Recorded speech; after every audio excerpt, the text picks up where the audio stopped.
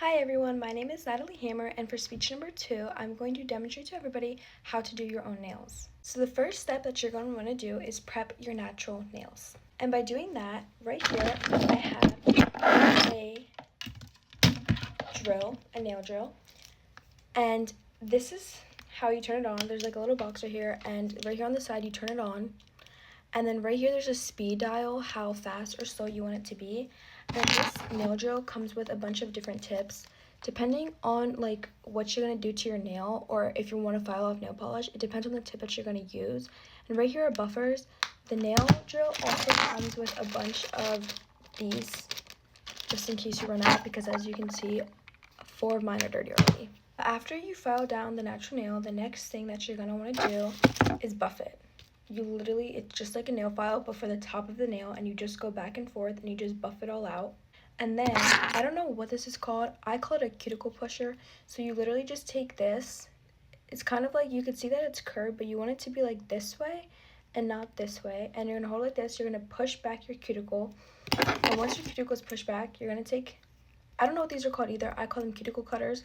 And you're literally just going to cut your cuticle, and you want to make sure that you don't have a lot of cuticle, so when you go to put on the nail, the cuticle isn't hanging out over. Once you do that, you're going to go again and you're just going to buff the top of the nail and do all that. Once you're done buffing and your natural nails are to the way you like, I go in with this brush and I just like brush off all of the dust on my nails. And then you want to make sure that you wash your hands very good, so when you go to put on the nail, there isn't dust particles underneath, or dust particles underneath, so then the nail will hold as to how you want it to. Once your natural nails are to the way you like, there's many different ways you can do your nails, but I do them with already made tips. So I have these square ones, and then I also have these round ones, and in order to get them to hold, I use this gel. It's just a UV cure gel. So you put this, like a good amount, on the nail, and then you push the nail down and you hold it under the light, and the light will dry it all out. And you want to make sure that you can move the nail like kind of hard, so that way it doesn't just fly off if you like accidentally bump your nail on something. Once the nail is on and all good, you don't really have to go in with your cuticle cutter, because your cuticle should already be gone and cut, but you are going to want to go in with your nail drill, file it down to how you like, basically the natural nail process, but then you also do want to buff it as well. But then you want to go in with the nail file and get it to the shape that you want, regardless of if you're doing square, round, oval, almond. Depending on the shape that you want is how you're going to file it down. Then once you have your nail all done, you're going to want to brush it and wash your hands super duper good this time, because you don't want to see like the little dust particles, like, or little bumps on your nail when you go to paint them or have your design all done. So once you have the nail all done and all good to go, you're going to pick out the color for the design, for just simple color, whatever you want to do. You're going to pick out your color, and you're just going to do your nail how you want it to be done. Depending on what design you do, personally I think the design has to match the nail shape.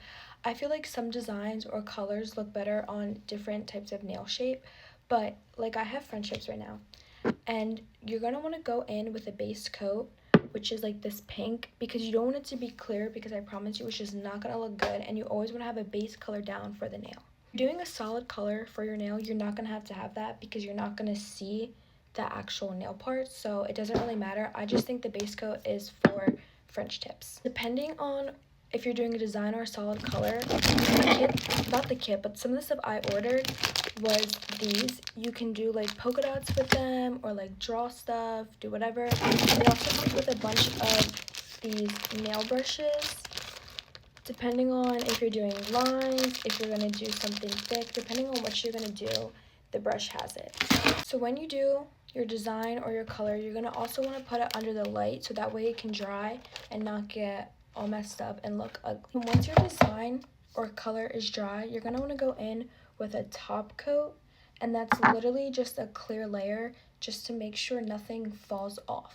Once you have the top coat on, you're going to want to go in with your light again and make sure the nail is all dry, so that way it doesn't get messed up, get fuzzies in it, whatever that is. That is how I do my own nails. Everybody does it differently, more than likely, because there's many different ways to do your own nails, but that is why doing your own nails, it is a little time consuming, but it saves you a bunch of money.